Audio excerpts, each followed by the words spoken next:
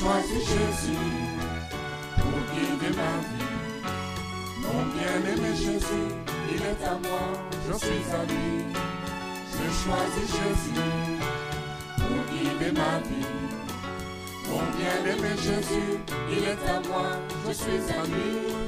J'ai choisi Jésus pour guider ma vie. Mon bien-aimé Jésus, il est à moi, je suis à lui. Gloire à Dieu. Nous sommes de retour dans nos séances d'études bibliques intitulées Béréen l'explorateur. Nous en sommes au livre de 1 Roi. On s'était arrêté au chapitre 2 lorsque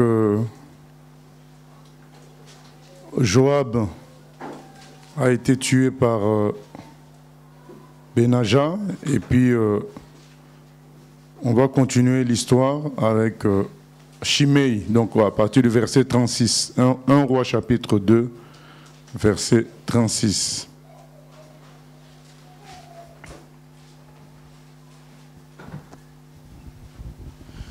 Le roi fit appeler Shimei et lui dit: bâtis une maison à Jérusalem, tu y demeureras et tu n'en sortiras point pour aller de côté ou d'autre.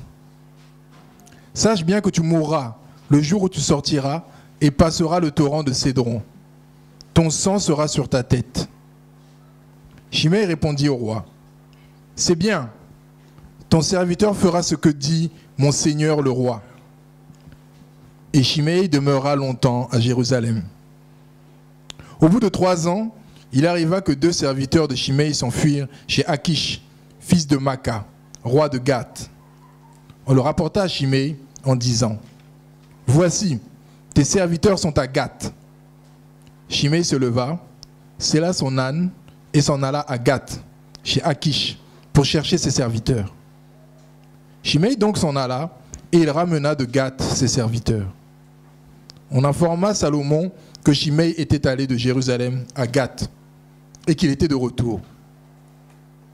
Le roi fit appeler Shimei et lui dit: ne t'avais-je pas fait jurer par l'Éternel et ne t'avais-je pas fait cette déclaration formelle? Sache bien que tu mourras le jour où tu sortiras pour aller de côté ou d'autre.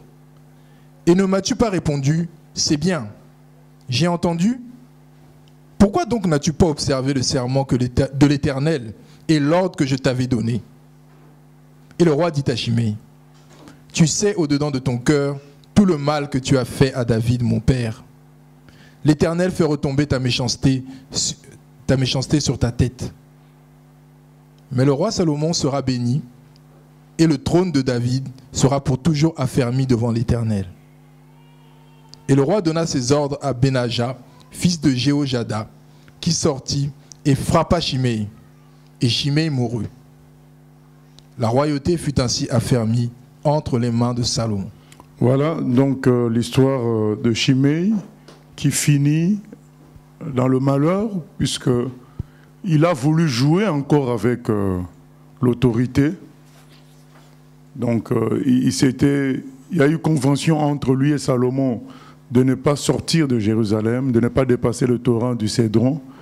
Mais Shimei a voulu une fois de plus jouer avec l'autorité.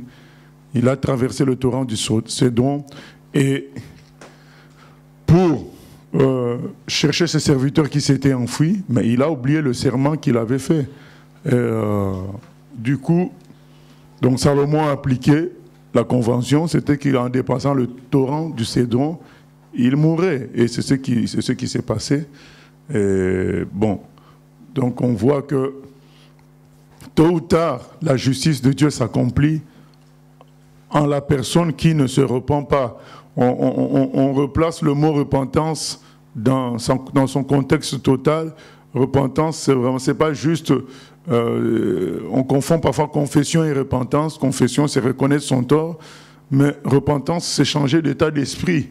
Et donc l'état d'esprit de Shimei n'avait pas changé, même s'il avait reconnu ses torts. Et donc Salomon lui dit, mais bon, donc tu tu es frappé, la justice de Dieu s'accomplit à cause de tout le mal que tu as fait à David, mon père. Pendant un temps, peut-être cette justice ne s'était pas appliquée, mais là, c'est arrivé. Donc c'est pour dire, bien-aimé, que on n'échappera pas à la justice de Dieu. Déjà, c'est très difficile d'échapper à la justice des États-Unis, de l'Angleterre ou bien de la France. C'est déjà très difficile parce qu'ils vont te chercher partout, même au fin fond de la Mauritanie. Ils vont te chercher. C'est déjà très difficile d'échapper à ces pays-là que je viens de citer. À combien plus forte raison échapper à Dieu? Donc, quoi qu'on fasse, hein, c'est écrit dans Nombre 32, 23, ton péché te rattrapera. Donc, tu ne peux fuir nulle part. Et je voulais soulever aussi le rôle, souligner le rôle de gens comme Benaja, qui sert de bras, quoi. On dit tu tues un tel, il tue, quoi. Voilà. Il y a des rôles comme ça, où on est comme exécutant, mais l'essentiel c'est qu'on ne soit pas exécutant d'un mauvais roi, mais si on est exécutant de Dieu lui-même, donc ce n'est pas mauvais. Et parfois les prophètes ont été des exécutants de Dieu, donc Dieu leur dit, tu vas dire à un tel, il mourra. Voilà, donc c'est pas facile. C'est encore que la police vienne nous informer que quelqu'un est déjà mort. C'est déjà pas facile pour les policiers de venir d'informer, mais tiens, ton frère, ta soeur, ton fils est mort, ou bien ton père. C'est déjà difficile. À combien plus forte raison annoncer que ça va arriver, et que ça va arriver aussi. Donc ça, c'est encore plus difficile. Donc les prophètes avaient parfois eux-mêmes du mal à faire ça, mais ils obéissaient à la parole divine. Hein. Ils annonçaient, voilà, la mort, ils annonçaient la maladie de quelqu'un, ils annonçaient la frappe de Dieu, ils annonçaient. C'est comme le rôle que Benaja est en train d'accomplir.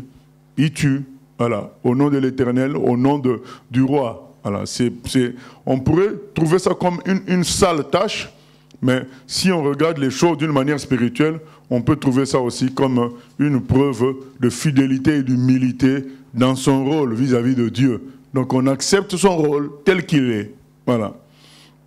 On ne cherche pas à prendre le rôle de quelqu'un d'autre et on ne rabaisse pas son rôle. On considère que mon rôle c'est celui-là, je le fais, j'exécute. Et nous, les humains d'aujourd'hui, on réfléchit tellement que les choses de Dieu ne fonctionnent plus. Ça ne coule plus en nous parce que avant d'appliquer, on réfléchit, on discute, voilà, alors qu'on devrait obéir directement à ce que le Saint-Esprit nous donne comme instruction. On se souvient de Pierre, on lui demande de jeter le filet, il a voulu raisonner, mais tout de suite il s'est ressaisi, il a dit, comme c'est un ordre, je jette le filet, quoi. Avec Dieu, un rôle d'exécutant va porter beaucoup plus de fruits qu'un rôle de sage réfléchissant beaucoup, quoi. Voilà, on se trompe, on n'a pas à faire la sagesse avec Dieu. Avec Dieu, on exécute. L'essentiel c'est de savoir est-ce que c'est lui qui a dit. Voilà. On a vu, Abraham a été considéré aujourd'hui comme le père de la foi parce qu'il a exécuté. On lui a dit, tu tues ton fils, tu l'offres en sacrifice. Il n'a pas réfléchi, il n'a pas raisonné, il n'a pas calculé.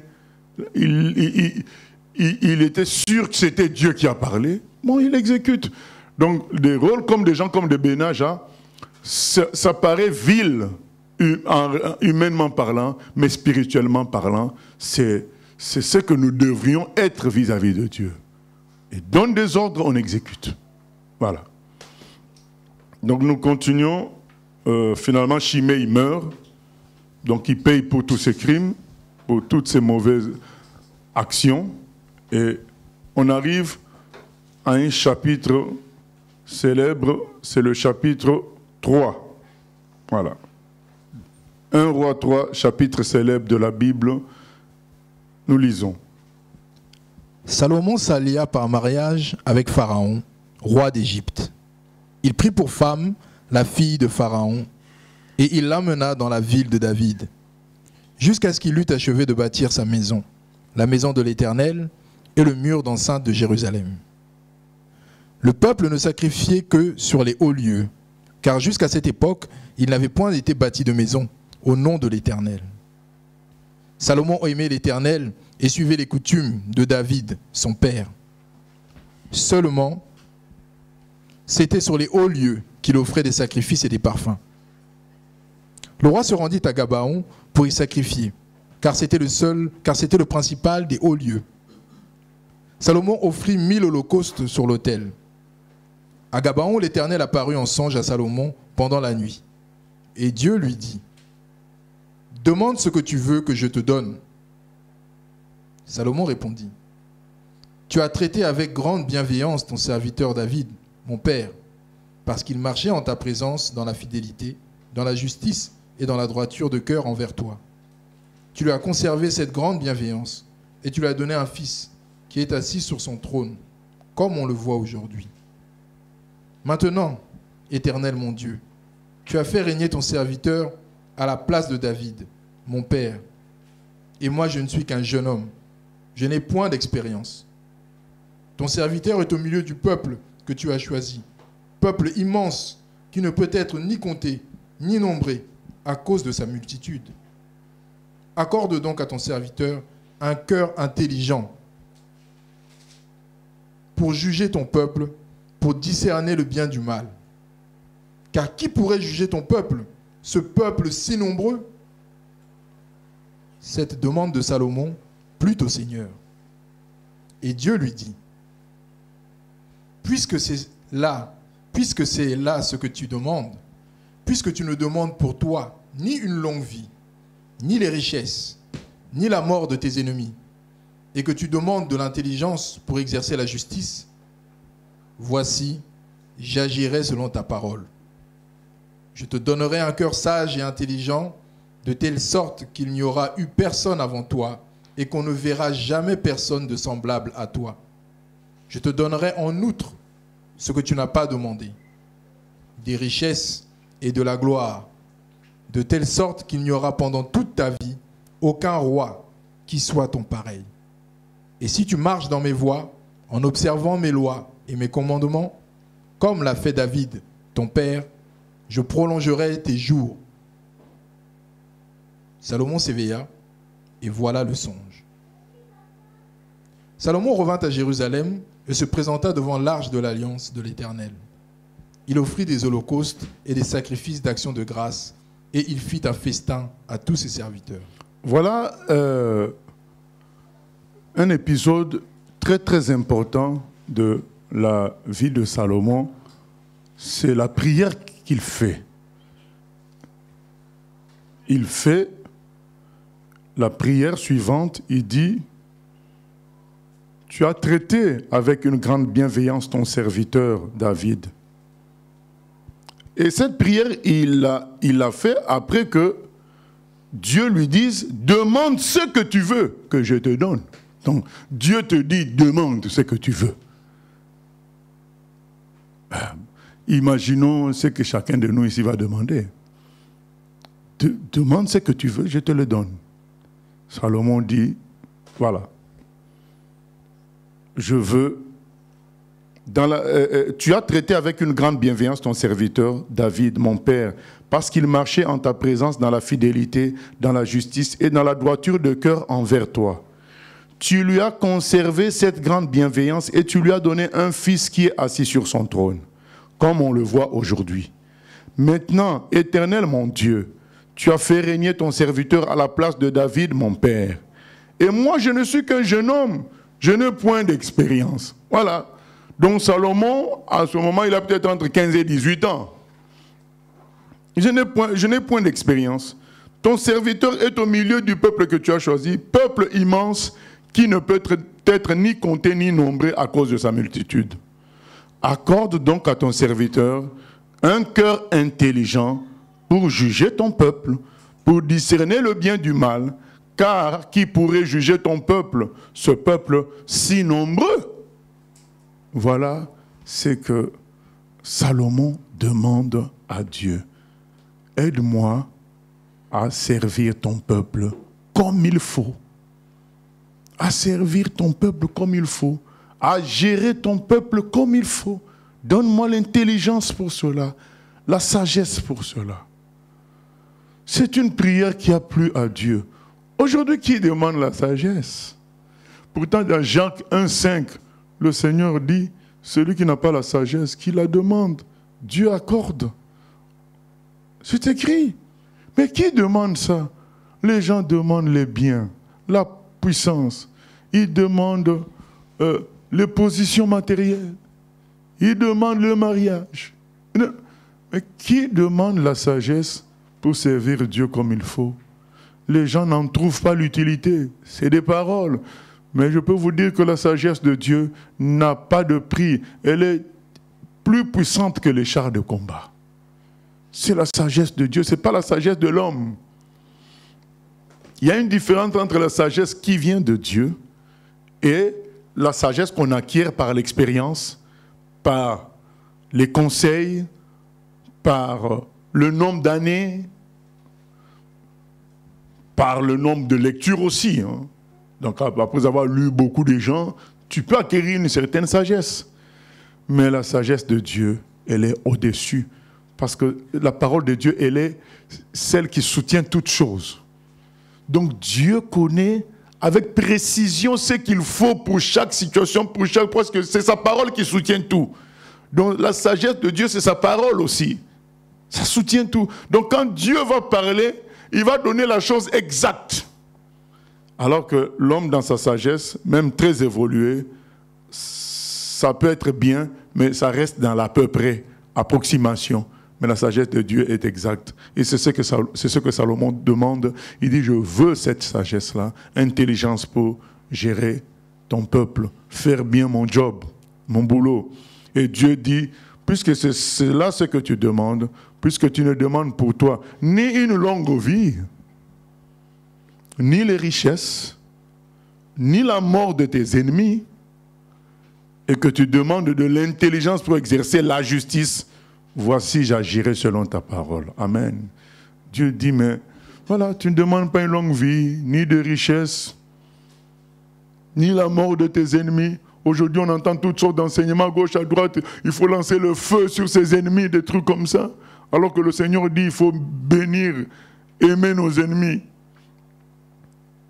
Donc les gens vont lancer le feu sur des humains parce qu'ils sont sorciers. Mais ce n'est pas écrit dans la parole, ce n'est pas écrit. Dans la parole, c'est écrit qu'il faut les bénir, il faut prier pour eux qu'ils se convertissent. Les gens ont dévoyé la parole de Dieu. Salomon ne demande pas la mort de ses ennemis, il demande la sagesse divine pour exercer la vérité et la justice, pour gérer son peuple comme il faut, dans la droiture et la justice. Alors Dieu lui dit, mais bon, voici, j'agirai selon ta parole, je te donnerai un cœur sage et intelligent, de telle sorte qu'il n'y aura eu personne avant toi, et qu'on ne verra jamais personne de semblable à toi. Je te donnerai en outre ce que tu n'as pas demandé, des richesses et de la gloire, de telle sorte qu'il n'y aura pendant toute ta vie aucun roi qui soit ton pareil. Aucun roi qui soit ton pareil. Donc personne avant toi. Tu seras le premier à avoir une telle sagesse. Mais en même temps, moi je te donne des richesses et de la gloire. Parce que je suis glorieux et infiniment riche. Ça nous rappelle quel passage du Nouveau Testament? Salomon qui demande la justice, la sagesse pour gérer avec justice le peuple de Dieu, pour travailler avec droiture, travailler avec vérité au milieu du peuple de Dieu, et que Dieu lui dit, ben, moi je te donne en même temps ce que tu demandes, en même temps que ce que tu demandes, je te donne des richesses, je te donne la gloire. Voilà. Ça nous rappelle quel verset du Nouveau Testament? Cherchez d'abord le royaume des cieux, donc, et vous aurez le reste. Donc Salomon va chercher d'abord la justice divine. Faire les choses correctement, accomplir son ministère correctement, selon Dieu. Et Dieu dit, ah, mais tu auras le reste par-dessus. C'est simple, bien-aimé. On a entendu toutes sortes de conseils pour rechercher la puissance et plein de choses. Là, on voit que quelqu'un a cherché plutôt la vérité, la sagesse, et Dieu lui donne le reste. Il a cherché à être à l'écoute de Dieu, et Dieu lui donne le reste. Ce qui est important, bien-aimé, c'est la communion avec Dieu. C'est ça que nous devons chercher, la fusion avec lui. Fusionner avec lui, la sainteté, c'est ça que nous devons chercher en premier. Être comme lui, fusionner avec lui. Bien-aimé, ce n'est pas renier la puissance, au contraire, puisque Dieu est tout puissant, si je suis comme lui, si je vis en sainteté, c'est-à-dire selon sa nature, selon son inspiration, forcément j'hériterai de sa puissance. Donc c'est juste qu'il y a une priorité pour tout. Nous ne refusons pas la puissance, au contraire, nous l'aimons beaucoup puisque c'est la puissance de Dieu. Mais nous voulons suivre la priorité qui est la fusion avec Dieu, l'inspiration totale venant de Dieu, et le reste suivra. Ça ne nous empêche pas de temps à autre de prier pour cette puissance-là. Mais nous fixons la priorité sur la sainteté, la ressemblance à Dieu, la fusion avec Dieu. C'est ce que nous devrions faire. Et il dit, personne avant toi n'aura eu une telle sagesse. Et je te donnerai en outre ce que tu n'as pas demandé, des richesses de la gloire. Ça nous rappelle aussi, fais de l'Éternel tes délices, il te donnera ce que ton cœur désire. Voilà. Fais de l'Éternel tes délices. Le reste que ton cœur peut souhaiter, tu auras ça. Et toi, cherche plutôt Dieu. C'est un discours qu'on n'entend plus. Aujourd'hui, on entend, cherche à réussir ton ministère. Cherche à marquer ton temps. Non, bien-aimé. Cherchons Dieu à être comme lui et à fusionner avec lui. Celui qui cherchera à sauver sa vie la perdra. Tout ce qu'on peut faire en décidant, en disant moi, c'est chercher à sauver sa vie. Mais dès qu'on commence à dire Seigneur, que ta volonté soit faite, là on commence à chercher Dieu. Seigneur, je m'abandonne entre tes mains. Là on cherche Dieu. Seigneur, je veux marcher avec toi. C'est ce que Dieu aime. Parce que au fait, dans tout ce qu'il y a dans l'univers, qui est le plus important, c'est Dieu lui-même. Mais quand il voit que tu cherches plutôt autre chose, même si on pouvait acheter des planètes, il voit que tu veux acheter plutôt la planète Jupiter. Il dit, mais il n'a pas compris que Jupiter, c'est un grain de sable pour moi dans l'univers, quoi. C'est moi-même, Dieu, qui suis important. Voilà. C'est ça. C'est lui qu'on devrait chercher à tout prix. À tout prix. Maintenant, verset 14, c'est dit, « Et si tu marches dans mes voies, en observant mes lois et mes commandements, comme l'a fait David ton père, je prolongerai tes jours. » Bon, comme on va voir par la suite, Salomon n'a pas trop fait les choses comme David son père. Et je crois que, historiquement, il serait mort peut-être à 65 ans. Il n'a pas eu vraiment des jours prolongés, quoi. Et verset 15, Salomon s'éveilla. Et voilà le songe. Salomon revint à Jérusalem et se présenta devant l'arche de l'Alliance de l'Éternel. Il offrit des holocaustes et des sacrifices d'action de grâce. Et il fit une fête à tous ses serviteurs. Il est content d'avoir parlé avec Dieu et il fait une fête à tout le monde. Aujourd'hui, on voit quelqu'un sort d'un jeûne, il sort d'un moment de prière. Il sort de là avec orgueil, il sort le visage fermé. Quand tu lui parles, frère, je viens de prière. Oh! Mais Salomon, donc il n'a pas rencontré Dieu certainement. Parce que quelqu'un qui a rencontré Dieu ressort avec joie. Allez, préparez pour tout le monde, manger. Moi, j'ai vu Dieu. Là, les gens sortent. Non, frère, attends, j'ai prié toute la nuit, là, je suis un peu fatigué. Oh, ça, ce sont des... Moi, j'ai envie de dire des aventuriers, quoi. Voilà, c'est ça, quoi. Ils lisent pas la Bible. Là, Salomon sort de la présence de Dieu, c'est la joie. On se souvient quand David a retrouvé l'arche, a ramené l'arche. La joie, il a fait des gâteaux, il a donné à tout le monde un morceau de viande, à tout le peuple. C'est la joie. La présence de Dieu donne la joie.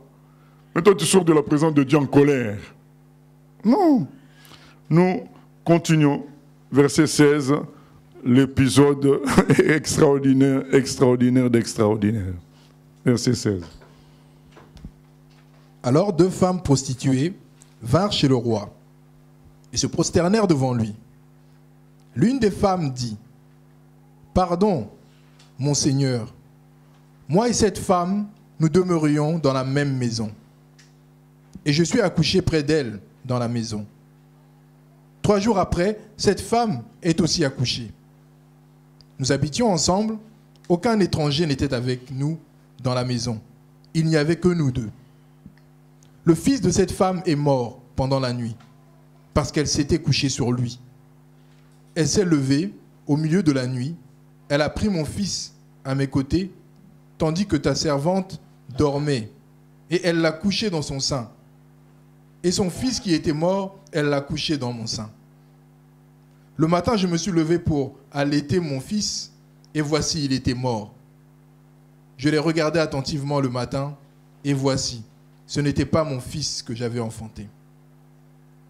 L'autre femme dit, « Au contraire, c'est mon fils qui est vivant, et c'est ton fils qui est mort. » Mais la première répliqua, « Nullement, c'est ton fils qui est mort, et c'est mon fils qui est vivant. » C'est ainsi qu'elles parlèrent devant le roi.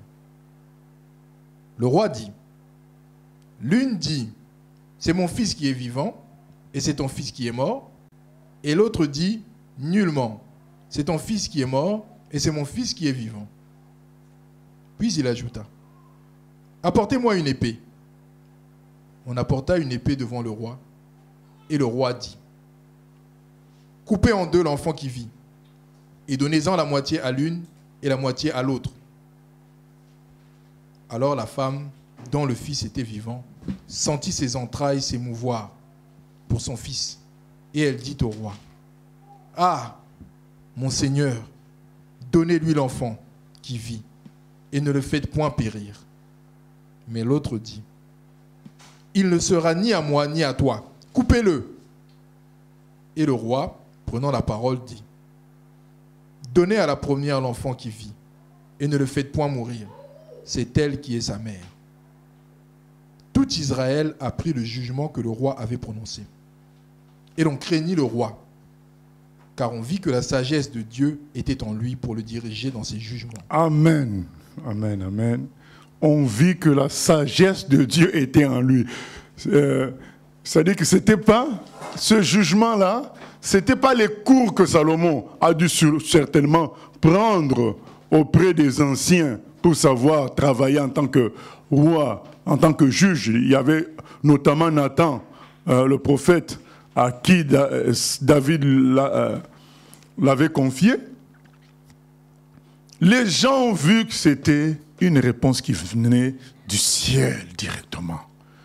Ce n'est pas dans la Bible, mais dans le dessin animé sur Salomon, ils ont fait une mise en scène où Salomon était en train d'apprendre comment juger, apprendre les lois de Dieu, apprendre comment départager des gens qui ne s'entendent pas sur tel point, sur tel autre point. Et il avait des professeurs qui lui apprenaient. Et le jour de ce jugement-là, même les professeurs ne savaient pas quoi dire.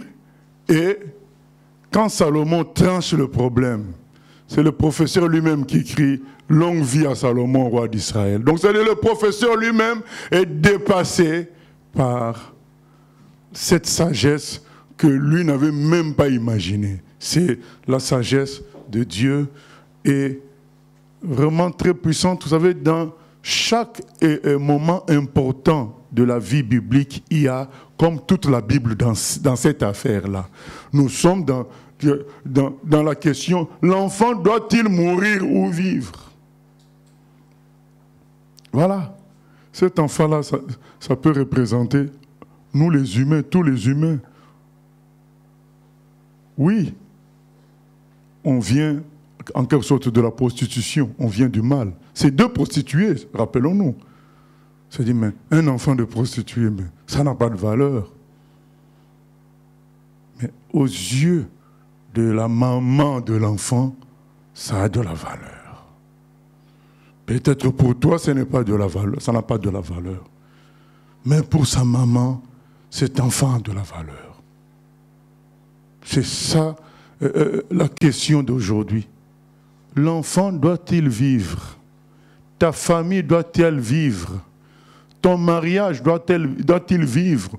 Tes enfants doivent-ils vivre? Ton oncle qui te critique, doit-il vivre ou mourir? On te présente un cas perdu. C'est-à-dire, on ne peut pas, à l'époque, biologiquement, savoir de qui l'enfant est né. Mais quand c'est un enfant de prostituée, si on le coupe en deux, qui va regretter? Personne, sauf sa maman. Voilà. Sa maman, elle, pour elle, c'est vrai, elle est prostituée, mais c'est un enfant. C'est un enfant.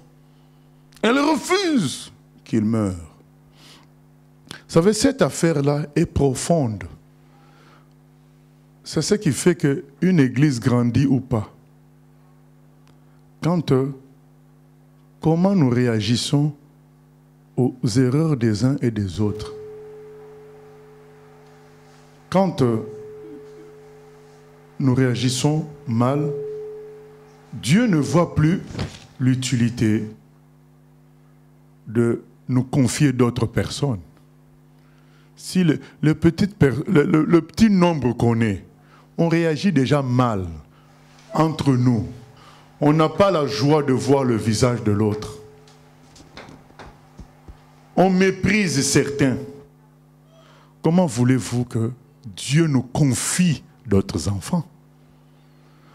On a donné cet enfant à la maman qui voulait qu'il vive. Bien-aimé, ça aurait pu être la fausse maman.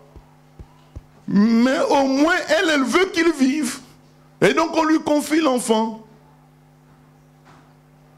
Comment Dieu va nous confier de plus grandes responsabilités si le peu qu'il nous donne, dès qu'il y a un petit couac, un impair, on veut que ça meure. On devient employé de pompes funèbres. Dès qu'il y a un problème, on veut enterrer le frère. Dès qu'il y a un problème, on veut enterrer la sœur. Mais ce n'est pas ton homme, ce n'est pas ta femme. C'est des gens que Dieu a créés. Vous vous souvenez, non, de Jonas? On lui dit, va dire, je veux dire, détruire Ninive. Il dit, ah ben, il hésite.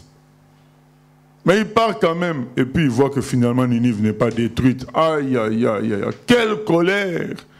Lui, il voulait que la question de Ninive soit réglée par la destruction. Mais Dieu lui dit, ah, Jonas, je tue un arbre que j'ai fait germer en un instant pour te couvrir, pour te protéger des rayons du soleil.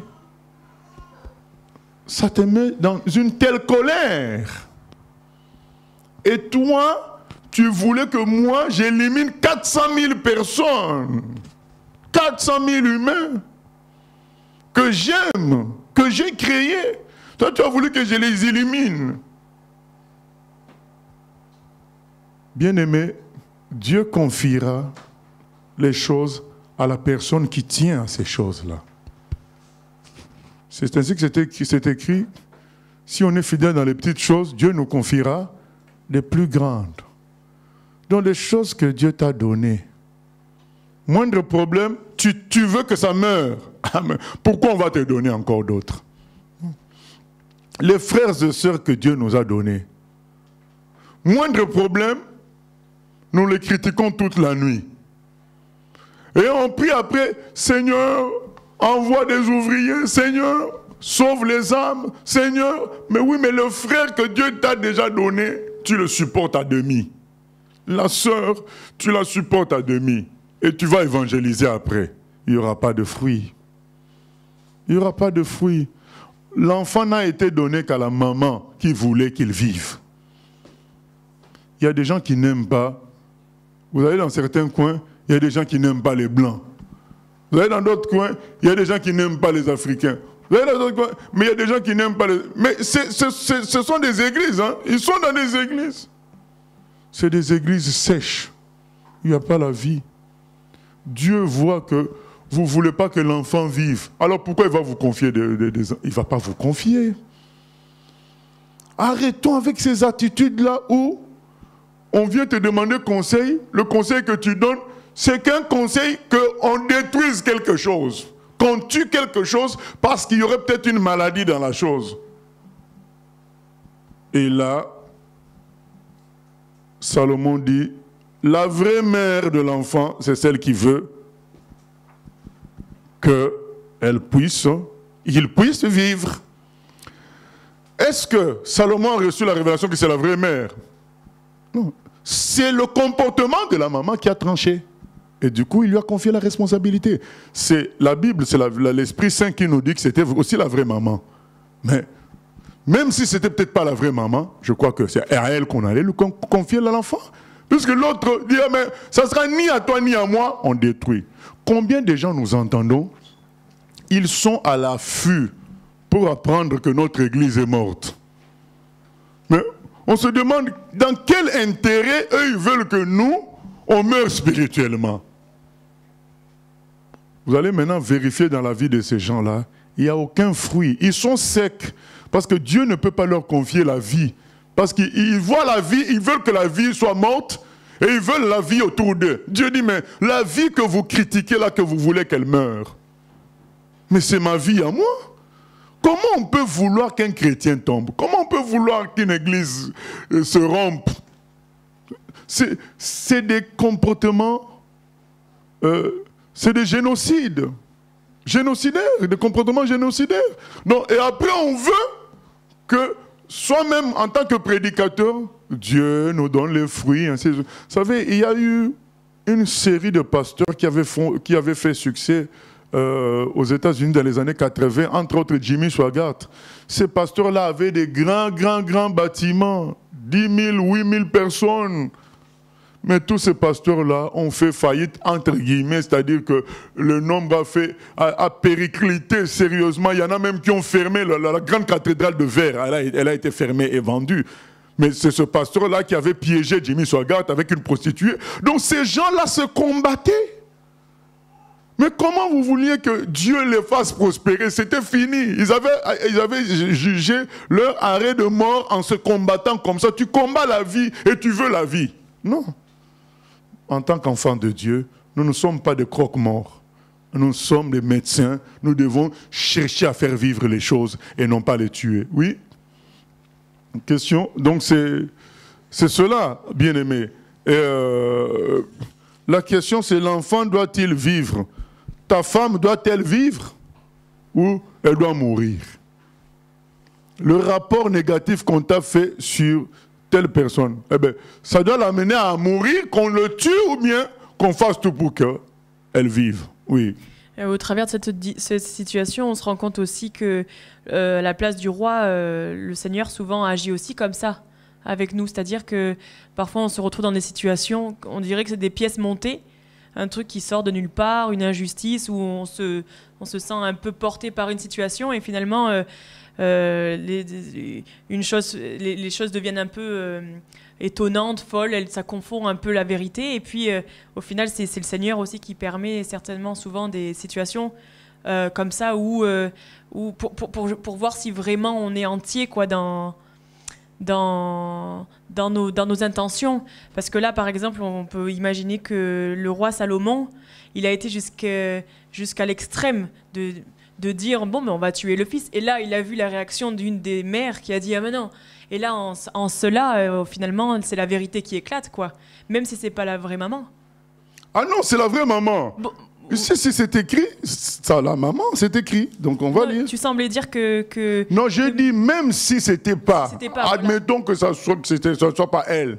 Mais là, c'est dit que c'est elle. D'accord. Voilà. Mais bon, même si ça se peut, donc voilà. Mais au final, est-ce qu'on peut pas dire aussi que le Seigneur agit comme ça avec nous, à nous amener parfois dans des situations à leur comble, et face à ces situations. Pour voir la réaction. Pour voir la réaction. Et pour voir comment nous, chrétiens, en fait, comment ces enfants réagissent. Est-ce qu'on est en mesure de porter pour la suite ou pas? Oui. Il fait ça pour choisir parfois à qui confier les choses. Par exemple, les Anglais, ils ont fait sur le bord de la Chine, au XVIIe siècle, ils ont fait l'évangélisation, mais ils restaient au bord de la Chine. C'était à la Chine méridionale. Ils s'habillaient en anglais, ils faisaient tout en anglais, ils avaient fait un collège anglais, ils voulaient transformer les Chinois en anglais. Il y a presque pas d'âme qui se convertissait. Dieu ne peut pas te confier un peuple que tu n'aimes pas. Parce que tu les aimes pas parce que tu veux les transformer en anglais. Mais quand Hudson Taylor va là-bas, Hudson Taylor a aimé le peuple chinois. C'est lui qui s'est habillé comme un Chinois. Il a laissé la barbe comme les Chinois. Il a prêché en chinois.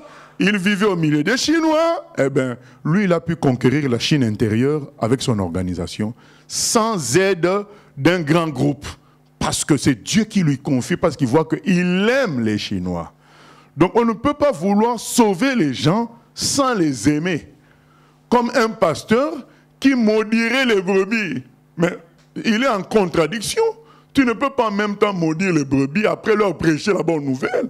Il y a une contradiction. Donc Dieu ne peut pas te confier ces gens-là. Ça ne va pas prospérer. Je pense que ça, c'est ça qui explique que aujourd'hui, beaucoup d'œuvres chrétiennes ne prospèrent pas. À cause du fait que nous avons trop de murmures entre nous. Satan nous freine juste entre nous par des réactions de non-adoption. On n'a pas adopté totalement les autres. Au fait, on est prêt à fusionner avec des chrétiens parfaits, mais pas des chrétiens tout court. Dès que quelqu'un est chrétien tout court avec des défauts, pas de fusion, c'est la critique, murmure, rejet, trop de réflexion, et les œuvres divines d'aujourd'hui restent comme bloquées, alors que quand on lit dans les Actes des Apôtres, c'est dit, ces gens-là étaient d'un même cœur et d'une même âme. Et Dieu ajoutait toujours les sauvés. Nous, au lieu de viser une telle fusion, nous pensons que si nous avions une grande puissance, les gens se rajouteraient, mais les gens se rajouteraient par intérêt. Bien aimé, c'est logique. Si quelqu'un apprend, on apprend dans la semaine, et que ça passe peut-être sur YouTube ou bien à la télé, ça passe qu'il y avait un aveugle connu ici à Grand Couronne qui a fait un tour ici juste en passant devant, et il a recouvré la vue. Mais il y aurait des pèlerinages devant cette maison. Mais c'est par intérêt, c'est pas une conversion de cœur. Donc, au lieu de rechercher cette nature-là qui fait que Dieu va te confier finalement la chose, ça viendra de Dieu. Donc, Dieu va préparer la chose. Il va convaincre les cœurs et puis il va te confier les âmes. Nous, on préfère une puissance qui va les attirer sans changer leur cœur. Et ça ne marche pas à long terme. À court terme, oui, mais pas à long terme. Mais qu'est-ce qui marcherait à long terme? Une attitude d'adoption, où on accepte les créatures que Dieu nous confie. On accepte la ville que Dieu nous confie. Cette attitude d'adoption fait que, on peut nous donner cet enfant-là. Donc, comme on a donné à cette femme-là, on dit, mais elle est prête à adopter cet enfant. Et donc, c'est son enfant. Elle veut que cet enfant vive. Donc du coup, puisque c'est elle qui veut que l'enfant vive, c'est à elle qu'on confie l'enfant. L'autre, je suis dans les hypothèses, même si c'était peut-être son enfant, mais elle ne cherche pas ce qu'il vive. Donc elle est prête à ce qu'elle dit, ni à moi ni à toi on coupe. Mais donc, si pour toi on doit couper, pourquoi on va te confier l'enfant? Un jour tu vas vendre cet enfant-là. Donc on confie ça à la personne qui veut que ça vive. Bien aimé, nos œuvres chrétiennes d'aujourd'hui sont bloquées. Trop de jalousie, trop de critiques, trop de jugements au milieu de nous. C'est de la non-adoption. Nous n'adoptons pas les autres chrétiens. Et à partir de là, Dieu ne voit pas pourquoi il va nous en rajouter. Il cherche des mamans qui vont dire « je prends tout ». Voilà. Et à ceux-là, Dieu va confier des brebis, quoi. Moi, ma question, c'était de savoir si est-ce que le comportement de Salomon, est-ce que Dieu n'agit-il pas de la même manière avec nous, en fait? Mais c'est Dieu qui l'a inspiré. Oui, mais comme si c'était une parabole finalement. Bon, là, ça existe vraiment, mais comme si en fait derrière il y a plus de choses que simplement deux mamans qui se battent pour deux fils, un mort et un vivant. Comme voilà, Oui, c'est ça. Puisque je donne la comparaison avec l'histoire des brebis, l'histoire des églises, il y a plus de choses. Donc c'est une histoire qui montre l'attitude de Dieu face à quelqu'un. Donc quand il veut te confier quelque chose, il faut que tu montres que tu aimes la chose. Si tu n'aimes pas, si tu n'adoptes pas, hein, on a des comportements, comme on dirait, schizophrènes.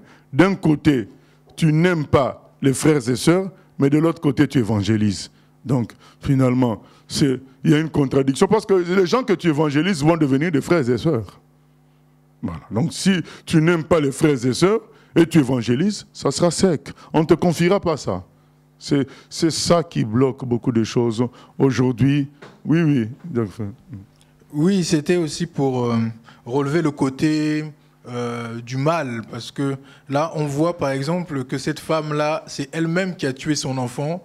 Mais au lieu même de reconnaître qu'elle a tué son enfant, elle veut aller très loin dans le mal pour même tuer l'autre enfant. Donc, deuxième. Voilà, tout détruire autour d'elle. C'est comme si l'homme, quand il fait du mal, il peut aller très très loin. Très très loin, mais là, on parlait des gens, parfois, qui ont quitté la voie de Dieu, qui sont maintenant dans le monde. À distance, leur souhait, c'est que les chrétiens, maintenant, qui sont encore dans la voie de Dieu, eh bien, qu'ils quittent aussi. Au lieu encore de dire, Seigneur, garde-les, quoi. Moi, j'ai gaffé, mais garde-les, quoi. Il ne faut pas que le nombre de gens comme moi se rajoute. Non, à distance, lui, il a déjà quitté. Maintenant, à distance, il attend, comme Jonas, que ça se détruise, hein, qu'il saute. Ah, vous voyez, ça s'est détruit. Mais comment, toi, un chrétien, peut se réjouir que d'autres chrétiens s'éloignent de Dieu? C'est pas normal. C'est pas normal, non. Un vrai chrétien ne peut pas se réjouir quand il apprend qu'un autre est tombé. Il ne peut pas s'en réjouir. Parce que c'est la vie qui vient de subir, de prendre un coup. On ne peut pas s'en réjouir. Et après, on s'attend à ce que Dieu agisse. Il ne va rien faire. Il ne va rien faire. Il sait que s'il te confie, tu vas détruire encore. Donc parce que tu n'aimes pas la vie. Tu n'aimes pas ça. Et donc, ressaisissons-nous, bien-aimés. Si nous voulons que Dieu nous confie des choses, nous devons aimer les choses qui sont de la même nature. Parce que comme je viens de dire, quand tu évangélises, tu oublies que ces gens-là vont devenir les chrétiens que tu n'aimes pas aujourd'hui. Donc, il y a une contradiction. Il y a certains qui disent, ah oui, mais telle ethnie, tel groupement, ils sont toujours des menteurs. On ne le veut pas à l'église. Oui, mais c'est des humains comme ceux-là que tu cherches à sauver ailleurs. C'est des humains. Tous sont péchés et sont privés de la gloire de Dieu. Donc faire de tels choix fait que ça tue. On est comme cette femme-là qui dit ni à toi, ni à moi, que ça se détruise seulement. Comme beaucoup conseillent, non, c'est le moment de divorcer, hein, parce que si tu attends longtemps, donc ils veulent détruire un mariage, et après eux, ils veulent que leur mariage à eux soit consolidé. C'est pas normal, oui. Mais finalement, c'est quoi, un manque de conversion ou c'est de l'immaturité? Parce que tu dis que c'est ça qui fait que l'œuvre de Dieu, enfin que l'Église, je pense que tu parles de l'Église avec l'Église universelle, général, que oui. l'Église n'avance pas. Donc c'est quoi? C'est qu'il n'y a pas de chrétiens ou c'est qu'il n'y a pas de maturité spirituelle? Parce que il n'y a pas de maturité spirituelle. Les gens n'ont pas reçu les bons enseignements. Ils sont dans l'enseignement plus de la réalisation personnelle. Quelqu'un qui prie, qui prêche, qui travaille, il cherche à réussir plutôt que à faire vivre l'enfant, c'est-à-dire l'œuvre de Dieu, voilà, dans sa globalité. Voilà, il n'y a pas cette notion-là de l'œuvre de Dieu dans sa globalité, l'œuvre de Dieu qui est partout, mais il y a plus la notion, c'est moi qui suis l'œuvre de Dieu, je dois réussir cette œuvre-là. Bon, c'est ça. En fait, ça revient à parce qu'à un moment donné, je ne saurais pas dire exactement, mais Jésus parle d'aimer son prochain comme soi-même, et il me semble, il dit que c'est voilà, c'est dans le même esprit. D'accord. Donc finalement, c'est le salut, c'est la base même du. Enfin, je sais pas si. Non, oui, c'est la base de la suite, c'est-à-dire que oui, et du salut et de la suite. Quand croire que c'est quelque chose d'ajouté. En gros, c'est je peux être pur, je peux être machin, mais si j'aime pas mon prochain, c'est pas grave. C'est bloqué. Voilà. Et oui, pour beaucoup, c'est pas grave. Ouais, voilà, c'est ça. Donc lui, il ne vole pas, il ne ment pas, mais il n'aime pas son prochain, mais c'est pas grave. Je fais quoi? Mais puisque, comme on ne peut pas prouver clairement qu'il n'aime pas son prochain, c'est pas comme un truc que tu as donné un coup. On voit que tu as donné un coup. Donc, on sent par les attitudes que tu n'aimes pas ton prochain. Comme là, la femme a dit, ah oui, je suis d'accord avec toi, monsieur le roi. Mais en réalité, ça vient d'elle. Voilà. Donc, je suis d'accord avec toi. Donc, elle n'aime pas cet enfant-là, parce que c'est pas son enfant, elle ne veut pas qu'elle vive. Et donc, ça, je suis d'accord avec toi, je voulais même en parler, le commandement d'aimer nos ennemis, de prier pour ceux qui nous persécutent. Ça correspond à ce qu'on est en train de dire. Donc, Dieu nous a confié des humains sur terre. Nous, on est là. Ah, les Sud-Africains, ils sont mauvais, ils tuent les gens. Mais comment tu veux qu'après Dieu te donne les Sud-Africains? Normalement, qu'est-ce que Dieu attendrait de nous? De dire, ah, s'ils se comportent comme ça, c'est parce que nous, on n'a pas prêché l'évangile comme il faut dans ce pays-là. Parce que si on avait bien prêché l'évangile, les gens ne seraient pas comme ça. Voilà, donc on veut que les gens vivent et non qu'on les enterre parce qu'ils ont tué des Africains en Afrique du Sud. Maintenant, tout le monde veut les enterrer. Non, c'est des mauvais parce qu'ils sont habités par le diable. C'est à nous de chasser le diable de leur vie par la prédication de l'évangile afin qu'ils vivent. Donc, après, on veut que Dieu nous confie des peuples. Il ne va pas nous confier parce qu'on est animé de l'esprit de génocidaire. Donc, on veut tuer, c'est tout. Oui. Oui, et autre chose, une fois tu avais donné cet exemple en expliquant, tu disais que la famille chrétienne c'est comme quand on fait une sauce, il y a plein d'ingrédients et ça s'éclate, et c'est ça qui donne la saveur. Bon, tu n'as pas dit que c'était normal qu'il y ait des conflits, mais qu'en gros... Non, moi j'avais dit qu'il y ait des frictions. Ah. Mais les frictions c'est quoi? Les frictions c'est que le morceau de cuisse que moi je voulais pendant la gape, un frère a déjà sauté dessus. C'est ça la friction. Ça ne veut pas dire que j'acceptais qu'il y ait la colère. Non, ça veut dire tout simplement que je suis contrarié. Mais contrarié, ça ne veut pas dire que l'autre est mal intentionné. C'est juste qu'il y a un concours de circonstances qui me contrarie. Voilà. Maintenant, comment je réagis? Et je rentre chez moi. Ah, lui, il aime beaucoup manger. Tu commences à parler du frère. Non. Tu es contrarié, tu dis, le Seigneur a voulu m'apprendre à donner d'abord aux autres et moi après. Voilà. C'est que Dieu attend de nous qu'on adopte les gens. Qu'on les adopte tels qu'ils sont. Venez à moi, tel que vous êtes chargés, fatigués, vous venez. Moi, je vous adopte. Et puis, je vous lave par la suite. Mais nous, on n'adopte pas. On veut adopter des chrétiens parfaits. Un des problèmes, c'est ça. D'ailleurs, dans une église dans le sud, c'était écrit, cette église est composée de gens parfaits et imparfaits qui cherchent la perfection. Voilà. Donc, ils ont déjà annoncé ça à l'avance. Pour ceux qui viendraient chercher le paradis dans cette église, qui comprennent déjà qu'ici, c'est les imparfaits qui cherchent la perfection. Voilà. Donc, nous devons adopter les gens que Dieu nous confie. Qu'ils soient païens, qu'ils soient chrétiens, on doit les adopter. Et maintenant, c'est là que Dieu nous les confie davantage, beaucoup plus transformés. Un papa qui est mauvais, Dieu veut que tu l'adoptes d'abord et que tu pries pour lui et Dieu fera par la suite. On doit adopter les gens. Et cette femme-là a voulu que ça se détruise. À partir de là, Dieu lui dit, on lui donne plus l'enfant. Ce jugement-là est profond. Il est profond. Ça monte et ça rejoint certains versets du Nouveau Testament. Aimer nos ennemis, voilà. Jésus dit, je suis la vie et la résurrection. Oui, quelqu'un qui insiste tout le temps, je suis vivant. Je suis vivant, dit l'Éternel. Je suis vivant. Donc nous ne pouvons pas prêcher la mort, ni la destruction, puisque lui dit qu'il est vivant. Voilà. Et Dieu m'a donné, il dit dans Jean, Dieu m'a donné la capacité de donner la vie. Voilà. Je suis la vie. C'est ça, quoi. Je suis le chemin, la vérité et la vie. Donc, sachant à qui nous avons affaire. Donc, nous ne pouvons pas ruminer, entretenir des attitudes de mort vis-à-vis de l'autre. Et c'est écrit dans 1 Jean que celui qui est son frère est un meurtrier. Parce que la non-adoption, c'est ce que cette femme-là a manifesté. Une non-adoption qui est voisine de la mort, qu'on coupe. Le refus d'adopter, on coupe. Voilà. Donc, elle aurait dû peut-être dire, non, c'est mon enfant, je le veux. Donc, mais elle n'a pas voulu de cet enfant-là de toute façon, qu'on coupe. Voilà. Donc, c'est la non-adoption. Et c'est la même chose.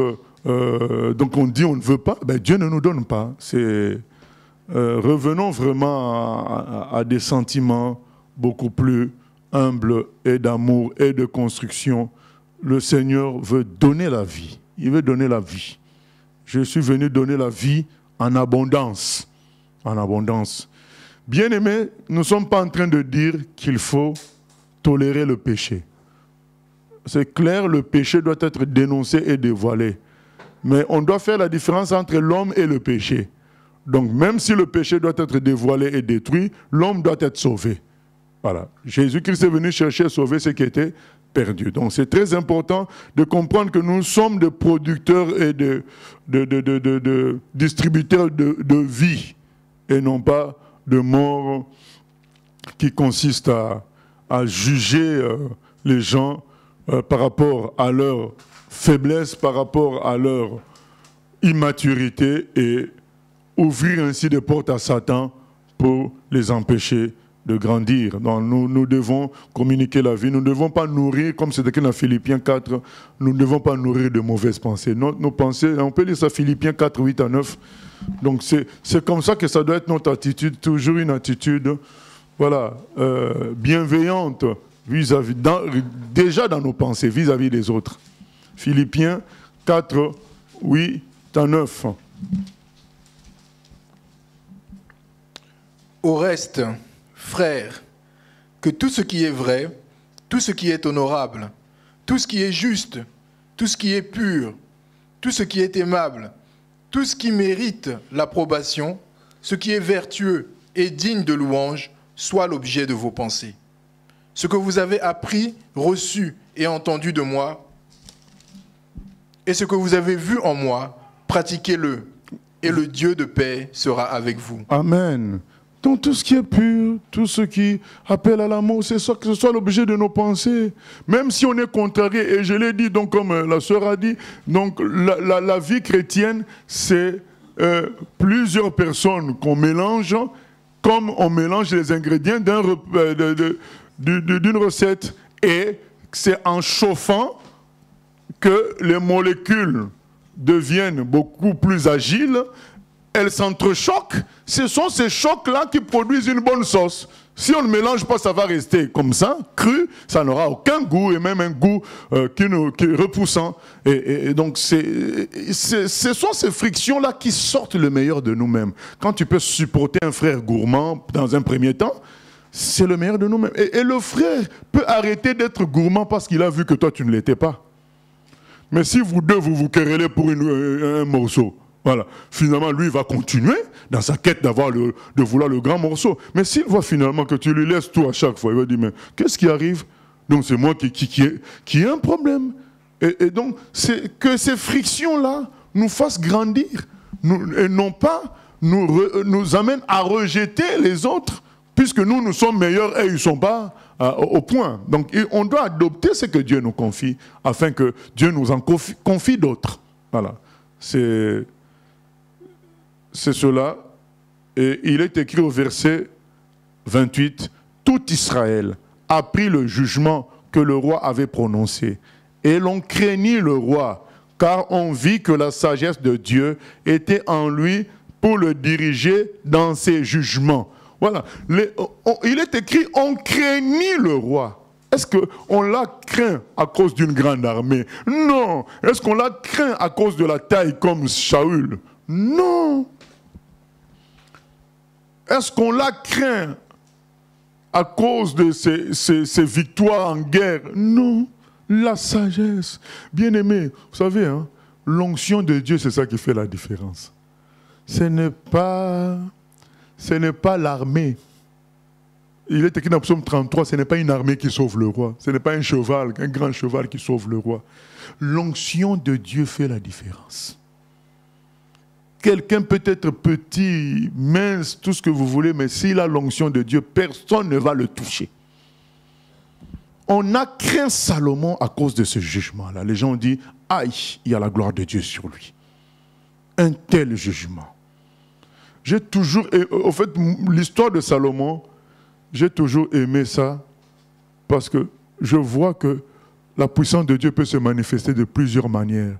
Ça peut se manifester comme David et ses vaillants guerriers face à des ennemis plus grands et plus forts. Mais ça peut se manifester aussi à travers la sagesse. Une sagesse telle que tout le monde te craint. La puissance de Dieu est diverse. Donc elle a plusieurs facettes. C'est extraordinaire. De sorte qu'on ne doit pas envier comment Dieu fait avec l'autre. On doit plutôt vivre comment Dieu fait avec nous pour en découvrir toute la puissance, quoi. Toute la puissance. Dans ce que Dieu a fait avec toi, il y a de la puissance. Vis ça comme il faut, tu verras cette puissance-là. Et Salomon, seulement la sagesse, on dit seulement parce qu'aujourd'hui, quand on dit sagesse, ça paraît petit, mais quand on dit finance, 10 milliards, 11 millions, là, ça paraît solide. Quand on dit grand bâtiment, ça paraît solide. Quand on dit quelqu'un est ressuscité d'entre les morts, ah, là, c'est du solide. Aujourd'hui, mais c'est pourquoi je dis rien que la sagesse, mais en réalité, c'est pas rien que la sagesse, c'est la puissance de Dieu qui était dans cette sagesse-là. Et on voit que l'on craignait le roi, car on vit que la sagesse de Dieu était en lui pour le diriger dans ce jugement. Et il nous est dit que la nouvelle s'est répandue en quelque sorte. Donc tout Israël a été au courant. Alors qu'il n'y avait pas de télévision, il n'y avait pas de journaux, il n'y avait pas d'Internet. Mais la puissance de Dieu peut répandre quelque chose. Je ne dis pas qu'on néglige Internet, je ne dis pas qu'on néglige la télé, qu'on néglige les journaux, qu'on néglige d'écrire. Je dis tout simplement que quand Dieu a choisi de répandre quelque chose, il donnera les moyens pour faire entendre tout le monde. Je me souviens, quand j'étais arrivé mon premier voyage en Guyane, je suis parti prêcher dans une église qui avait lieu dans une grande hutte, une grande paillote dans la maison, dans la parcelle d'une dame qui avait contribué à beaucoup de réveils dans ce pays-là. Et elle avait déjà un certain âge, peut-être plus de 80 ans. Et elle m'écoutait, mais de sa maison, elle n'était pas venue avec nous dans la maison, elle pouvait écouter tout ce qui se passait. Et à la fin, elle a demandé à ce qu'on m'envoie vers elle. Et quand je suis venu vers elle, elle m'a dit, je veux vous dire une chose, quand Dieu a décidé de parler à travers quelqu'un, il fera en sorte que tout le monde l'écoute. Voilà cette parole que cette femme m'a léguée. Quelque temps après, elle est morte. Voilà, j'ai toujours gardé cette parole-là. Quand Dieu a décidé de parler à travers quelqu'un, il fera en sorte que tout le monde l'écoute. C'est Dieu qui fera en sorte que tout le monde l'écoute. Parce qu'il veut parler à travers, pour que tout le monde entende, c'est lui qui fera. Donc nous, on n'a pas à forcer. Et je me souviens justement, pendant ce voyage-là, où elle m'a dit ça, on a voulu, avant le voyage, préparer une intervention dans une radio chrétienne qui est répandue dans toute la Guyane. On a préparé ça avant notre voyage, mais la radio a refusé, les responsables de la radio ont refusé que j'intervienne parce que je n'étais pas dans une fédération, je n'étais pas connu, même si on leur a donné des CD de prédication pour savoir à qui ils avaient affaire. Ah non, je ne suis pas connu dans une fédération, donc ils avaient dit non. Et c'est une radio qui émet dans toute la Guyane. Et quand elle m'a dit ça, peu de temps après, donc 2 ou 3 jours après, un pasteur qui devait intervenir, le pasteur de cette église-là, lui devait intervenir à la radio. Alors, il me dit, ou c'était avant ou après, c'est qu'elle m'a dit, je ne me souviens plus très bien, mais c'était de refus que j'intervienne dans cette radio-là. Et le pasteur, lui, devait intervenir parce que lui, il était reconnu là-bas. Mais il s'est dit, tiens, est-ce que tu ne peux pas venir avec moi, comme ça, c'est toi qui vas intervenir à ma place. C'est comme ça que je suis entré dans cette radio jusqu'aujourd'hui, où maintenant, je suis accepté comme si c'était chez moi. Voilà, c'est pour dire que quand Dieu veut qu'on nous entende, il s'en occupe. Là, Salomon n'a pas fait de miracle, il n'a pas séparé la mer Rouge en deux. Mais il a dit une parole qui a fait que tout Israël a compris que Dieu était là. C'est tout. C'est Dieu qui fait les choses. Ne cherchons pas à faire comme les autres. Cherchons à faire ce que Dieu nous demande de faire. Cette histoire du chapitre 3 est extraordinaire. Déjà, la prière que fait Salomon et les effets directs, on lui donne une sagesse que personne ne pouvait imaginer. Ça doit nous parler comment nous devons marcher avec Dieu, chercher vraiment le royaume de Dieu avant toute chose. Chapitre 4, alors. Le roi Salomon était roi sur tout Israël. Voici les chefs qu'il avait à son service. Azaria, fils du sacrificateur Tsadok. Elioreph et Achija, fils de Shisha, étaient secrétaires. Josaphat, fils d'Achiloud, était archiviste. Benaja, fils de Jéhojada, commandait l'armée. Tsadok et Abiatar étaient sacrificateurs. Azaria, fils de Nathan, était chef des intendants. Zaboud, fils de Nathan, était ministre d'État, favori du roi. Achishar était chef de la maison du roi. Et Adoniram, fils d'Abda, était préposé sur les impôts. Salomon avait 12 intendants sur tout Israël. Il pourvoyait à l'entretien du roi et de sa maison, chacun pendant 1 mois de l'année. Voici leurs noms. Le fils de Hur, dans la montagne d'Éphraïm. Le fils de Deker, à Makat, à Salbim, à Beth-Shemesh, à Elon et à Beth-Hanan. Le fils de Hesed, à Arubot. Il avait Soko et tout le pays d'Épher. Le fils d'Abinadab avait toute la contrée de Dor. Taphat, fille de Salomon, était sa femme. Bana, fils d'Achiloud, avait Tanak et Megiddo, et tout Beth-Shéan, qui est près de Tsartan, au-dessous de Jizréel, depuis Beth-Shéan jusqu'à Abel-Méola, jusqu'au-delà de Jokmeam. Le fils de Géber, à Ramoth, en Galade. Il avait des bourgs de Jaïr, fils de Manassé, en Galade. Il avait encore la contrée d'Argob, en Basan, 60 grandes villes à murailles et à barres d'airain. Achinadab, fils d'Ido, à Manahaïm. Achimaat, en Nephtali. Il avait pris pour femme Basmat, fille de Salomon. Bana, fils de Hushai, en Aser et à Béolat. Josaphat, fils de Parouach, en Issachar. Shimei, fils d'Éla, en Benjamin. Géber, fils d'Uri, dans le pays de Galade. Il avait la contrée de Sion, roi des Amoréens, et Dog, roi de Bazan. Il y avait un seul intendant pour ce pays. Juda et Israël étaient très nombreux, pareils au sable qui est sur le bord de la mer. Ils mangeaient, buvaient et se réjouissaient. Salomon dominait encore sur tous les royaumes, depuis le fleuve jusqu'au pays des Philistins et jusqu'à la frontière d'Égypte. Ils apportaient des présents et ils furent assujettis à Salomon tout le temps de sa vie. Chaque jour, Salomon consommait en vivres 30 corps de fleurs de farine et 60 corps de farine, 10 bœufs gras, 20 bœufs de pâturage et 100 brebis, outre les cerfs, les gazelles, les daims et les volailles engraissées. Il dominait sur tout le pays de l'autre côté du fleuve, depuis Tsiphach jusqu'à Gaza, sur tous les rois de l'autre côté du fleuve. Et il avait la paix de tous les côtés alentours. Juda et Israël, depuis Dan jusqu'à Beer-Sheba, habitèrent en sécurité, chacun sous sa vigne et sous son figuier, tout le temps de Salomon. Salomon avait 40 000 crèches pour les chevaux, destinés à ses chars, et 12 000 cavaliers. Les intendants pourvoyaient à l'entretien du roi Salomon et de tous ceux qui s'approchaient de sa table, chacun pendant son mois. Il ne laissait manquer de rien.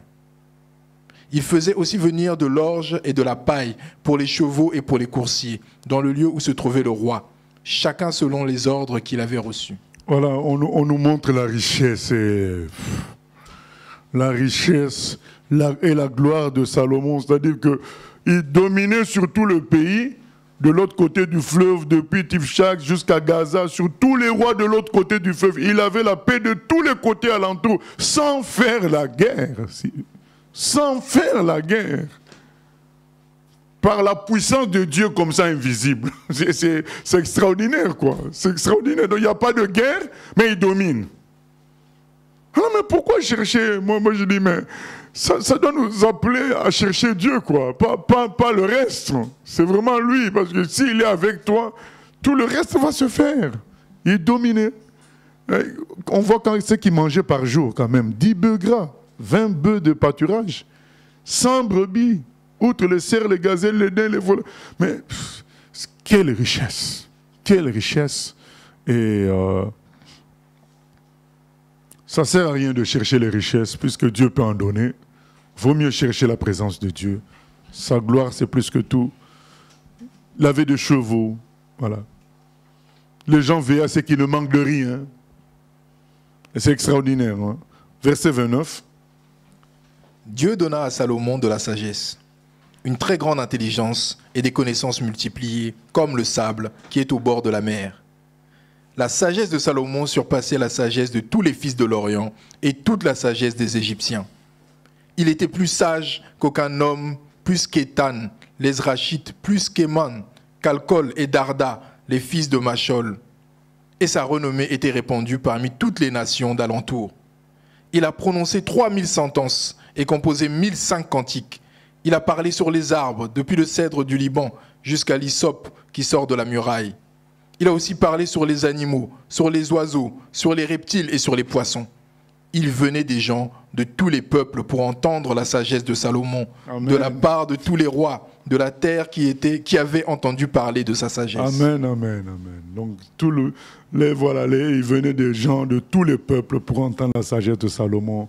Voilà, il a fait des cantiques, donc on connaît le cantique des cantiques, mais certainement il en a fait plus encore. On connaît les proverbes. On connaît l'Ecclésiaste, c'est des livres extraordinaires, mais tout ça, c'est la sagesse que Dieu avait donnée à Salomon. Cette sagesse l'a rendu plus populaire que son père.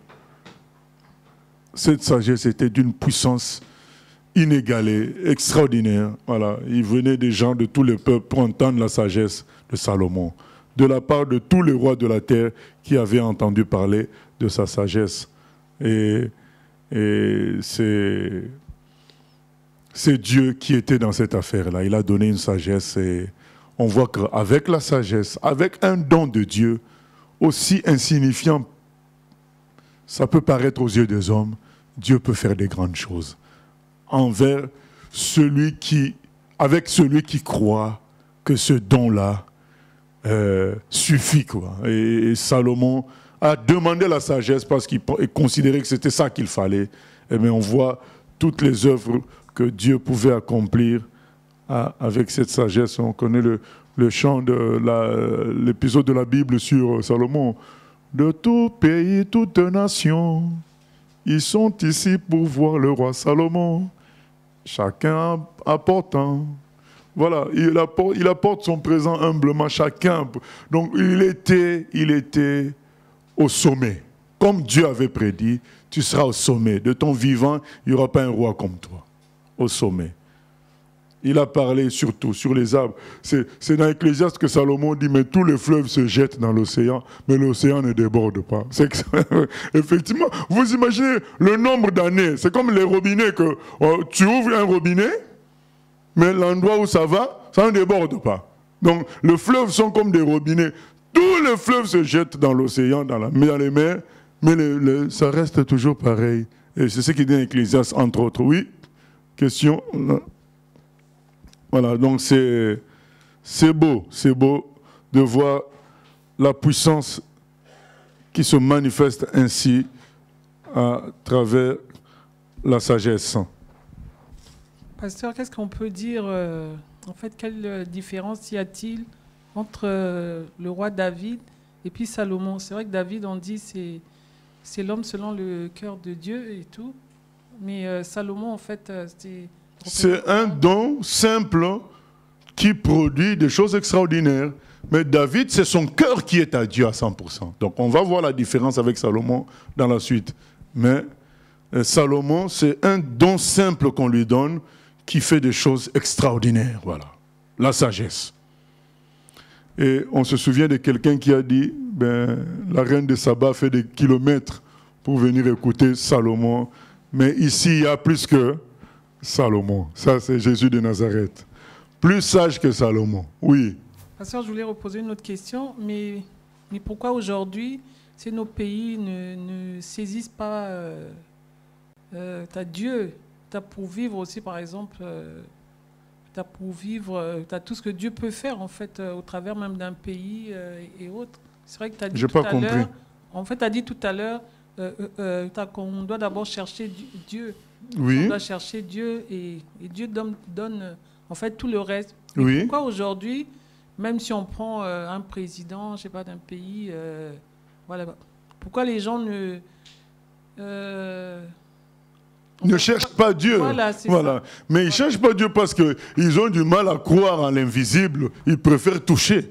Voilà, on revient sur le problème de l'incrédulité. L'homme veut toucher quelque chose de physique, alors que la sagesse, ça paraît invisible. La prière, c'est invisible. La parole, ça paraît que des écrits simples. L'homme ne veut pas ça. Il veut une armée, il veut de l'argent. Voilà. Il veut des cérémonies de la franc-maçonnerie où il va faire des trucs, il va boire un peu de sang. Là, il se sent un peu important, quoi. Voilà, mais Dieu, il vient dans la simplicité.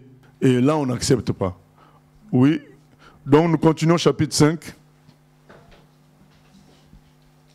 Hiram, roi de Tyr, envoyait ses serviteurs vers Salomon, car il apprit qu'on l'avait oint pour roi à la place de son père, et il avait toujours aimé David.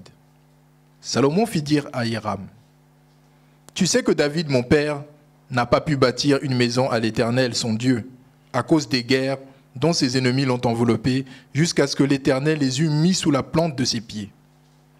Maintenant l'Éternel, mon Dieu, m'a donné du repos, de toutes parts, plus d'adversaires, plus de calamités.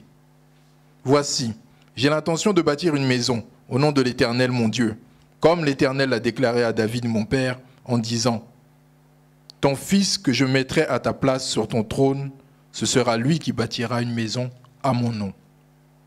Ordonne maintenant que l'on coupe pour moi des cèdres du Liban. Mes serviteurs seront avec les tiens, et je te paierai le salaire de tes serviteurs tel que tu l'auras fixé. Car tu sais qu'il n'y a personne parmi nous qui s'entende à couper les bois, comme les Sidoniens. » Lorsqu'il entendit les paroles de Salomon, Hiram eut une grande joie, et il dit, « Béni soit aujourd'hui l'Éternel qui a donné à David un fils sage pour chef de ce grand peuple. » Et Hiram fit répondre à Salomon, « J'ai entendu ce que tu m'as envoyé dire. Je ferai tout ce qui te plaira au sujet des bois de cèdre et des bois de cyprès. Mes serviteurs les descendront du Liban à la mer, et je les expédierai par mer en radeau jusqu'au lieu que tu m'indiqueras. Là, je les ferai délier et tu les prendras. Ce que je désire en retour, c'est que tu fournisses des vivres à ma maison. » Hiram donna à Salomon des bois de cèdre et des bois de cyprès autant qu'il en voulut. Et Salomon donna à Hiram 20 000 corps de froment pour l'entretien de sa maison et 20 corps d'huile d'olive concassée. C'est ce que Salomon donna chaque année à Hiram. L'Éternel donna de la sagesse à Salomon, comme il le lui avait promis, et il y eut paix entre Hiram et Salomon, et ils firent alliance ensemble. Le roi Salomon leva sur tout Israël des hommes de corvée. Ils étaient au nombre de 30 000. Il les envoya au Liban, 10 000 par mois alternativement. Ils étaient 1 mois au Liban et 2 mois chez eux. Adoniram était préposé sur les hommes de corvée. Salomon avait encore 70 000 hommes qui portaient les fardeaux et 80 000 hommes qui taillaient les pierres dans la montagne, sans compter les chefs au nombre de 3 300, préposés par Salomon sur les travaux et chargés de surveiller les ouvriers. Le roi ordonna d'extraire de grandes et magnifiques pierres de taille pour fondement de la maison. Les ouvriers de Salomon, ceux de Hiram et les Guilbiens, les taillèrent et ils préparèrent les bois et les pierres pour bâtir la maison. Voilà, donc la préparation pour bâtir le temple, ça commence. On voit tous les efforts déployés par Salomon pour que ce soit quelque chose d'extraordinaire, de beau. Voilà, le nombre de personnes qui étaient mises à disposition pour ça, c'est extraordinaire. Nous continuons, chapitre 6. Ce fut la 480e année, après la sortie des enfants d'Israël du pays d'Égypte, que Salomon bâtit la maison de l'Éternel. La 4e année de son règne sur Israël, au mois de Ziv, qui est le second mois. La maison que le roi Salomon bâtit à l'Éternel avait 60 coudées de longueur, 20 de largeur et 30 de hauteur.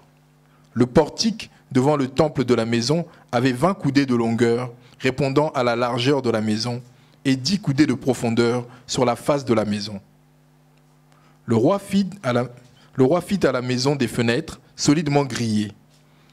Il bâtit contre le mur de la maison des étages circulaires qui entouraient les murs de la maison, le temple et le sanctuaire. Et il fit des chambres latérales tout autour.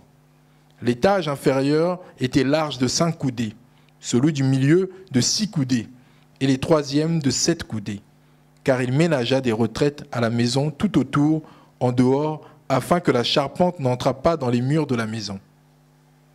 Lorsqu'on bâtit la maison, on se servit de pierres toutes taillées, et ni marteau, ni hache, ni aucun instrument de fer ne furent entendus dans la maison pendant qu'on la construisait. L'entrée des chambres de l'étage inférieur était au côté droit de la maison. On montait à l'étage du milieu par un escalier tournant, et de l'étage du milieu au troisième. Après avoir achevé de bâtir la maison, Salomon la couvrit de planches et de poutres de cèdre. Il donna 5 coudées de hauteur à chacun des étages qui entouraient toute la maison, et il les lia à la maison par des bois de cèdre. L'Éternel adressa la parole à Salomon et lui dit : Tu bâtis cette maison, si tu marches selon mes lois, si tu pratiques mes ordonnances, si tu observes et suis tous mes commandements, j'accomplirai à ton égard la promesse que j'ai faite à David ton père. J'habiterai au milieu des enfants d'Israël et je n'abandonnerai point mon peuple d'Israël. Après avoir achevé de bâtir la maison, Salomon en revêtit les murs intérieurs de planches de cèdre depuis le sol jusqu'au plafond. Il revêtit ainsi de bois à l'intérieur et il couvrit le sol de la maison de planches de cyprès. Il revêtit de planches de cèdre les 20 coudées du fond de la maison, depuis le sol jusqu'en haut des murs, et il réserva cet espace pour en faire le sanctuaire, le lieu très saint. Les 40 coudées sur le devant formaient la maison, c'est-à-dire le temple. Le bois de cèdre à l'intérieur de la maison offrait des sculptures de coloquintes et de fleurs épanouies. Tout était de cèdre, on ne voyait aucune pierre. Salomon établit le sanctuaire intérieurement au milieu de la maison, pour y placer l'arche de l'alliance de l'Éternel. Le sanctuaire avait 20 coudées de longueur, 20 coudées de largeur et 20 coudées de hauteur. Salomon le couvrit d'or pur. Il fit devant le sanctuaire un autel de bois, de cèdre, et le couvrit d'or. Il couvrit d'or pur l'intérieur de la maison. Et il fit passer le voile dans des chaînettes d'or devant les sanctuaires qu'il couvrit d'or. Il couvrit d'or toute la maison tout entière, et il couvrit d'or tout l'autel qui était devant le sanctuaire. Il fit dans le sanctuaire 2 chérubins de bois d'olivier sauvage, ayant 10 coudées de hauteur. Chacune des 2 ailes de l'un des chérubins avait 5 coudées, ce qui faisait 10 coudées de l'extrémité, d'une de ses ailes à l'extrémité de l'autre. Le second chérubin avait aussi 10 coudées. La mesure et la forme étaient les mêmes pour les 2 chérubins. La hauteur de chacun des 2 chérubins était de 10 coudées. Salomon plaça les chérubins au milieu de la maison dans l'intérieur. Leurs ailes étaient déployées. L'aile du premier touchait à l'un des murs et l'aile du second touchait à l'autre mur. Et leurs autres ailes se rencontraient par l'extrémité au milieu de la maison. Salomon couvrit d'or les chérubins. Il fit sculpter tout le pourtour des murs de la maison, à l'intérieur et à l'extérieur des chérubins, des palmes et des fleurs épanouies. Il couvrit d'or le sol de la maison, à l'intérieur et à l'extérieur. Il fit à l'entrée du sanctuaire une porte à 2 battants de bois d'olivier sauvage. L'encadrement avec les poteaux équivalait à 1/5 du mur. Les 2 battants étaient de bois d'olivier sauvage. Il y fit sculpter les chérubins, des palmes et des fleurs épanouies, et il les couvrit d'or. Il étendit aussi l'or sur les chérubins et sur les palmes. Il fit de même pour la porte du temple, des poteaux de bois d'olivier sauvage ayant le quart de la dimension du mur, et 2 battants de bois de cyprès. Chacun des battants était formé de 2 planches brisées. Il y fit sculpter des chérubins, des palmes et des fleurs épanouies, et il les couvrit d'or, qu'il étendit sur la sculpture. Il bâtit les parvis intérieurs de 3 rangées de pierres de taille et d'une rangée de poutres de cèdre. La 4e année, au mois de Ziv, les fondements de la maison de l'Éternel furent posés. Et la 11e année, au mois de Bul, qui est le 8e mois, la maison fut achevée dans toutes ses parties et telle qu'elle devait être. Salomon la construisait dans l'espace de 7 ans. Amen. Donc dans l'espace de 7 ans, le temple est fini. Je pense que même quand on lit seulement, on n'a pas vu, mais rien que la lecture nous laisse entrevoir, c'est que comment ça devait être extraordinairement beau, le temple couvert d'or, les bois avec des sculptures, avec des fleurs, c'est extraordinaire comment était le temple. Et nous nous souvenons dans le Nouveau Testament, c'est dit, c'est nous qui sommes le temple du Saint-Esprit, le temple de Dieu, c'est chaque chrétien. Et on comprend comment Dieu veut que chaque chrétien brille en quelque sorte. Quand on voit la beauté du temple, on voit la beauté spirituelle que Dieu attend de chaque chrétien. C'est cela, quoi. Et vous voyez, qu'est-ce que Dieu dit à Salomon? On va clôturer avec ça. 11. L'Éternel, verset 11. L'Éternel adressa la parole à Salomon. Il lui dit, tu bâtis cette maison. En quelque sorte, c'est très bien. Mais sache, ça c'est moi qui rajoute, hein, si tu marches selon mes lois, si tu pratiques mes ordonnances, si tu observes et suis tous mes commandements, j'accomplirai à ton égard la promesse que j'ai faite à David, ton père. J'habiterai au milieu des enfants d'Israël et je n'abandonnerai point mon peuple d'Israël. Dieu lui dit quoi? C'est pas cette maison-là qui va faire que vraiment moi j'habite. Je suis content que tu la construises, mais moi pour que j'habite, c'est l'obéissance à la parole. Si tu pratiques mes ordonnances, si tu observes et suis tous mes commandements, c'est cela qui fera que réellement je sois effectif, pas symbolique, mais effectif au milieu de vous. Je veux vraiment habiter au milieu d'Israël. J'apprécie la maison, mais ce n'est pas ça qui va tout trancher. C'est la pratique de la parole qui va trancher. Oui? Question? Oui, pasteur, en lisant la parole, on comprend bien qu'il y a quand même eu des représentations des chérubins. Oui, commandé par Dieu. Mais pourtant, dans la loi, il y a déjà une interdiction. C'est comme s'il se contredisait, non? Non, non, Dieu a dit à l'apôtre Pierre, c'est moi qui décide ce qui est pur et ce qui n'est pas pur.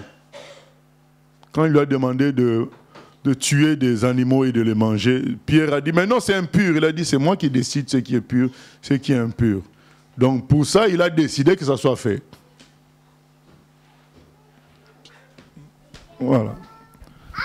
Et puis quand il dit, il veut faire des représentations, la suite c'est pour ne pas que les gens adorent. Voilà. Ce n'est pas représentation tout simple parce qu'on voit que même le bois était sculpté de coloquintes et de fleurs épanouies. Donc c'est qu'il refusait les représentations qui allaient amener à l'adoration. Voilà quoi. Donc voilà ce que nous pouvons retenir, c'est que Dieu veut que nous soyons ce temple beau, chacun d'entre nous. Ce beau temple où il va habiter. Mais attention, cette beauté viendra de la pratique de la parole, de l'obéissance à la parole, et non pas d'une beauté quelconque physique ou par les œuvres. C'est l'obéissance à la parole qui va faire cette beauté-là pour le temple que chacun de nous représente. Bien-aimés, revenons à l'obéissance à la parole, revenons à l'adoption, adoptons les gens que Dieu nous confie, adoptons les humains, adoptons les chrétiens. Dieu, il est écrit que nous sommes des frères et sœurs. Acceptons ça. Moi, je n'ai jamais vu quelqu'un dire que ce n'est pas son frère de sang parce qu'il se comporte mal. Voilà. Donc, il y a des gens qui restent dans des relations houleuses, mais en même temps proches, parce qu'ils sont frères et sœurs de sang. Voilà. Mais quand il s'agit maintenant de frères et de sang divin, ça devient des problèmes. Et c'est là qu'on se rappelle, ah oui, on est quand même des étrangers. Il y en a même qui disent, on s'est rencontrés à l'église. C'est malheureux ce genre de phrase. Moi, je pense que Dieu nous connaissait déjà avant même notre naissance. Il nous avait déjà mis ensemble. C'est pas, on s'est rencontrés à l'église. C'est là qu'on rappelle des trucs de ce genre-là. Tout simplement pour ne pas vivre la parole qui dit qu'on est frères et sœurs. Et ça ne peut pas changer, puisqu'au ciel, éternellement, on le sera ainsi. Dieu nous appelle à vivre ça, à adopter cette attitude dès maintenant. Et nous voyons aussi la puissance de la sagesse. Combien c'est puissant, la sagesse de Dieu. Tout homme, toute femme devait désirer cela. Prions au nom de Jésus. Seigneur, nous venons prier pour que tu nous accordes la sagesse. La sagesse. Agir conformément à ta volonté. Parler selon ta volonté. Parler au bon moment. Seigneur, la sagesse qui va faire que nous agissions avec justice. Qui va faire que nous nous humilions au bon moment. Qui va faire que nous tonnions au bon moment. Seigneur, cette sagesse qui a fait que Salomon a vécu dans la paix avec tous ses voisins, en bonne intelligence, Seigneur. Cette sagesse qui peut faire que nous vivions en paix avec tout le monde, Seigneur. Comme il est écrit, recherchez la paix avec tous et la sanctification sans laquelle nul ne verra Dieu. Nous voulons la sagesse tout simplement qui va nous amener à croire que tu vas agir, de sorte que nous précipitions pas à agir à chaque fois, Seigneur.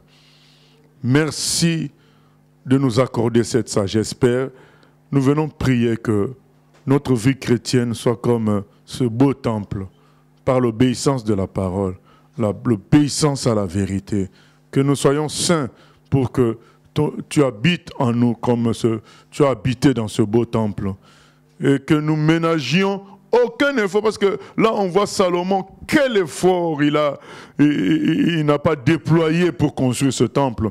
Seigneur, pour notre sanctification, pour notre pureté, que nous ne ménagions aucun effort, que nous n'économisions ni le temps, ni quoi que ce soit d'autre, que nous plongeons pleinement, Seigneur, pour entrer dans la sanctification qui fera de nous un véritable temple dans lequel tu habites, Seigneur. Agis au milieu de nous, Papa. Change nos cœurs, Seigneur, que nous puissions adopter tous les chrétiens, adopter les païens aussi, Seigneur. Comme toi, tu les as adoptés en mourant pour eux à la croix, pour nous tous à la croix, tu nous as adoptés. Béni soit ton nom, au nom de Jésus. Amen.